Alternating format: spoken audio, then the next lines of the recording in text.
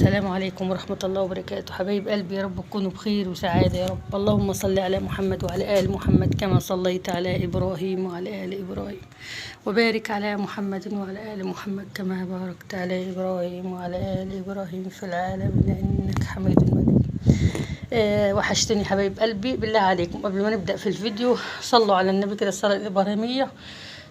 ربنا يا رب يجازكم كل خير ويجعلها فتحة خير عليكم، واستغفار يا جماعة عليكم بالاستغفار. المهم يا جماعة، النهاردة أنا عايزة أوريكم صراحة مفاجأة جميلة جميلة جميلة جميلة. يمكن هي برضو اللي كانت السبب الوحيد إن هي ما كانتش بتخليني يعني أعمل فيديوهات على طول. والله جزاها خير أم عمر، ربنا يخليها يعني ويخلي لها أولادها. أم عمر اللي كنت بقول لكم عليها، اللي بتربي في الأيتام، ست يعني ونعم.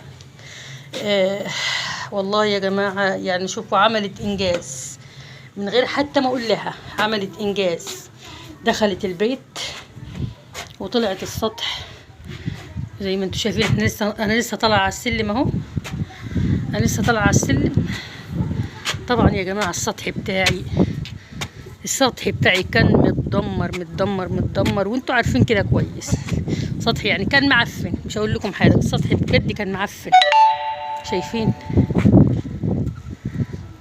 والله انا شوفوا، انا اصلا ما مصدقه الانجاز اللي حصل. شالت تراب وزباله لا يتخيلها عقل. لاني انا الفتره اللي عدت دي برضو ما كنتش بقعد في البيت كتير، وقعدت فتره كبيره قوي بعيد عن البيت، حوالي 4 شهور 5 شهور. فالزباله اتراكمت. الزباله اتراكمت فوق اهو السطح بجد. طبعا انا بقى يعني انا برضو كنت قايلها بقى لي فتره، عشان طبعا عارفه يعني هجيب طيور بقى الفتره دي. هنعدي بس شهر 8 باذن الله، هبدا بقى في اول 9. انا ما عنديش يا جماعه الذكر والانثى دوله. شايفين يا جماعه السطح صراحه، هي صراحه النظافه حلوه. كانت بتجيني تعليقات سخيفه وتعليقات مش كويسه. يعني انا عايزه اقول سبحان الله، كل واحد حر في بيته مثلا. انا ما كنتش بربي طيور الفتره اللي عدت دي، فما كانش السطح شاغلني، او كنت هعمل فيه حاجه مشروع او حاجه، فبرضه ما كانش السطح شاغلني. طبعا العيال بقى السطح نضف، العيال بقى قاموا هنا في الهواء اهو. حتى المنور يا جماعه فتحتها، كنت سد المنور دي اهو. فتحت المنور دي كلها، فتحتها عشان تهوي الشقه تحت. وهي مش بعيد. طبعا دي لينا واصحابها. سلم يا لي. هاي. شايفين والله هاي ورحمه الله وبركاته. شايفين بقى يا جماعه العده بتاعتي اهو. هم طبعا جايبين المكعبات العيال وبيلعبوا. دي صاحبتهم السمونه اهي. دي العده بقى بتاعتي، عده القرب من الله، كتاب الله المصحف.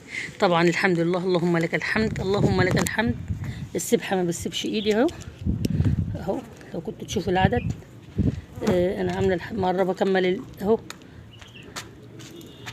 هو ايه هو راح فين؟ انا كنت والله عامله حوالي 7000 او 8، بس تقريبا السبحه طلعت منه. طبعا الاستغفار انا كنت قايله لكم عليها قبل كده. اللهم فتقبل منا صالح الاعمال. المنظر بقى حلو، والجو هوا مع النظافه بقى، كله بيبقى شكله حلو مع بعضيه.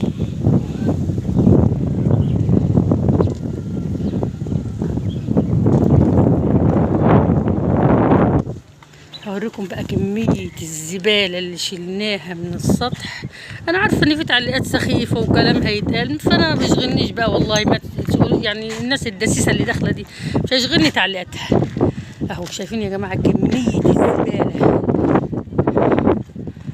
شايفين دي كمية الزبالة اللي طلعناها من على السطح. طبعا أنا حطاها في مكان واحد كده متراكم، بحيث إن أنا هجيب حاجة كبيرة، جرار بقى أو أي حاجة كبيرة، أو عربية نص نقل كبيرة، عشان تجي تشيل لي الحاجات دي كلها. كل بقى ده وضبط بقى العشش زي ما انتوا شايفين. وكمية زبالة كبيرة جدا جدا جدا، يعني ما اعرفش انا صراحة كنت عايشة ازاي كده اهو. حتى المكان ده، حتى الأوضة اهي الارض دي اللي كنت بربي فيها الطيور برضو نضيفه وزي الفل اهي.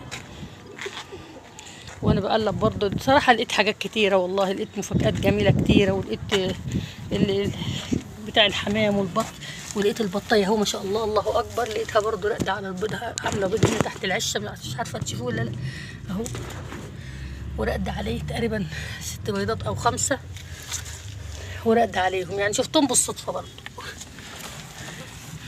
بس فاللهم لك الحمد يعني صراحه حاجه فرحتني، الحاجه الوحيده اللي فرحتني عشان هجيب طيور بس، وهتواصل بقى معاكم باستمرار.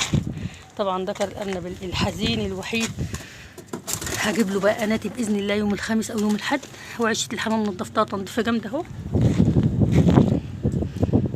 والسلام عليكم ورحمه الله وبركاته. ما تنسوش بقى اللايكات والاشتراك في القناه.